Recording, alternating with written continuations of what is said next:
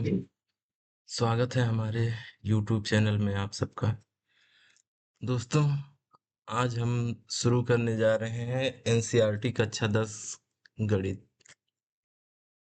इस सीरीज में हम आपको यूपी बोर्ड पर आधारित प्रश्नों के आधार पर पूरे गणित को समझाएंगे, जिससे कक्षा 10 के सभी विद्यार्थियों को यूपी बोर्ड में अच्छे से अच्छा नंबर प्राप्त। इसके लिए हम अपनी सीरीज लेके आए हैं, जिसमें हम आपको पूरी संपूर्ण मैथ जितना भी है सिलेबस कवर करेंगे। इस सिलेबस को कवर करने में हम पूरा प्रश्नावली, उस चैप्टर में क्या सिद्धांत है, क्या प्रमेय है और भी क्या क्या जो भी चीजें हैं हम सब आपको बताएंगे ए टू जेड। हम बेसिक लेवल को भी टच करेंगे और एडवांस लेवल को भी टच करेंगे, जिससे आप सबको गणित को समझना सुगम हो जाए। बहुत से बच्चों को गणित से डर लगता है, लेकिन इस सीरीज को अगर आप लोग कंटिन्यू रखेंगे और पढ़ेंगे तो आपको मैथ से डरने की कोई ज़रूरत नहीं है। तो आइए हम आप विस्तृत चर्चा करते हैं अपने विषय सूची अर्थात सिलेबस के बारे में। हमारा कक्षा 10 का सिलेबस जो एनसीईआरटी पैटर्न पर आधारित है, क्या है कि अध्याय 1 में क्या है, वास्तविक संख्याएं। वास्तविक संख्याएं में क्या क्या आती है, अंकगणित की आधारभूत परिमेय, अपरिमेय संख्याओं का पुनर्भ्रमण। उसके बाद हम देखेंगे दूसरा अध्याय क्या आता है, बहुपद। सब में एक भूमिका होती है। उसके बाद बहुपद में शून्यांकों का ज्यामितीय अर्थ, किसी बहुपद के शून्यांकों और गुणांकों में संबंध।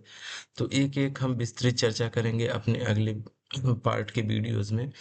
तो इसमें हम केवल सिलेबस के बारे में चर्चा करते हैं।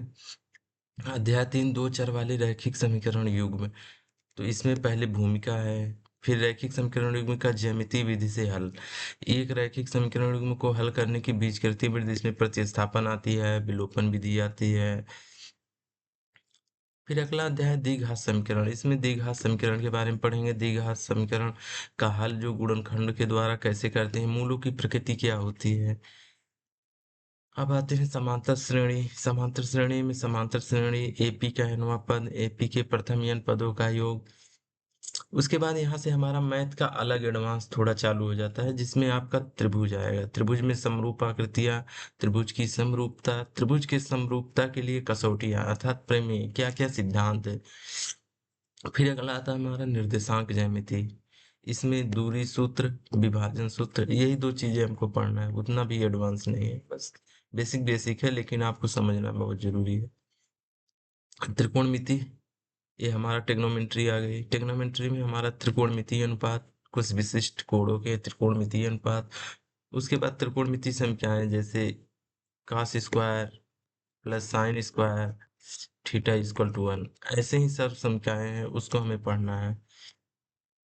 अब त्रिकोणमिति के कुछ अनुप्रयोग भी हैं, जैसे ऊंचाई और दूरी, हाइट एंड डिस्टेंस। जैसे एक टावर की ऊंचाई निकालनी हो या टावर की परछाई की लंबाई निकालनी हो, ये सब चीजें हम इसमें पढ़ेंगे। उसके बाद है वृत्त। वृत्त में भूमिका है, वृत्त की स्पर्श रेखाएं। जैसे वृत्त की स्पर्श रेखाएं, इसके बारे में विस्तृत चर्चा करेंगे। एक बिंदु से एक वृत्त पर स्पर्श रेखाओं की संख्या। अब इस बिंदु से कितने स्पर्श रेखा खींची जा सकती है, उसकी संख्या निकालना। अब वृत्तों से संबंधित क्षेत्रफल, त्रिज्यखंड और वृत्तखंड का क्षेत्रफल। जैसे वृत्त है, इसके एक खंड का एरिया निकालना है और इसका त्रिज्यखंड की लंबाई ये निकालना। पृष्ठीय क्षेत्रफल और आयतन, ये हमारा मेंसुरेशन आ जाता है। ठोसों के संयोजन का पृष्ठीय क्षेत्रफल, संयोजन का आयतन। उसके बाद लास्ट हमारा आता है इस पे संख्याइकी। संख्याइकी माध्य, बहुलक, माध्यक, ये सब निकालने होते हैं।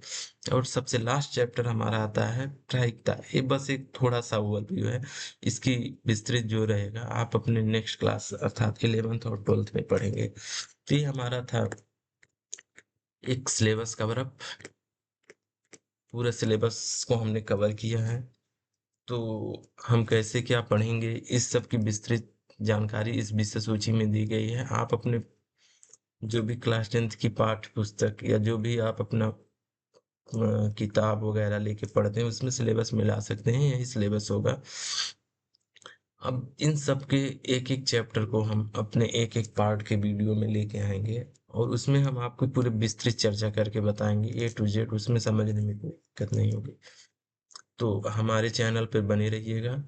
हमारे चैनल को लाइक, शेयर, सब्सक्राइब करिएगा और बच्चों तक शेयर भी कीजिएगा कि जैसे उनको अच्छे से क्लास 10th की मैथ पढ़ने में मदद हो सके। जो भी बच्चे कोचिंग जाते हैं, कोचिंग पढ़ सकते हैं। कोचिंग से आने के बाद मोबाइल में वीडियोज़ खोल के देख सकते हैं, उनके लिए और भी प्रभावी रहेगा।